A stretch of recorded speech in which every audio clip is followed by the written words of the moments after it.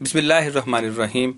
Life light میں خوش آمدید۔ بھارتی حکمران اور بھارتی افواج کے سربراہان جب بھی پاکستان مخالف بیان دیتے ہیں تو ان کے بیان اس محاورے کے عین مطابق ہوتے ہیں، بلی کو چھیچڑوں کے خواب، کیونکہ بھارتی ہمیشہ انہی گدڑ بھپکیوں سے اپنے عوام کو خوش کرتے ہیں۔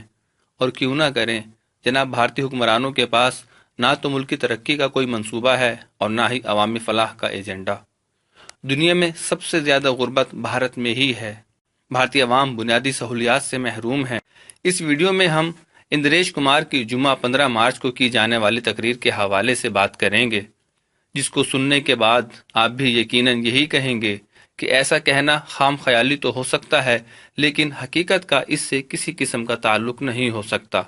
بھارت کے ایک معروف اخبار کے مطابق ہندو تنظیم RSS یعنی راشٹریہ سویم سیوک سنگھ کے سینئر پرچارک یعنی مبلغ اندریش کمار نے کہا ہے کہ سن 2025 کے بعد پاکستان بھارت کا حصہ بن جائے گا۔ یہ بات انہوں نے ممبئی میں جمعہ کے روز کشمیر کے مسئلے پر ایک تقریر کے دوران کہی۔ انہوں نے اپنے خطاب میں مزید کہا کہ آپ لکھ لیجئے کہ آپ 5-7 سال بعد کراچی، لاہور، راولپنڈی اور سیالکوٹ میں کہیں بھی مکان خرید سکیں گے اور آپ کو تجارت کا موقع حاصل ہوگا۔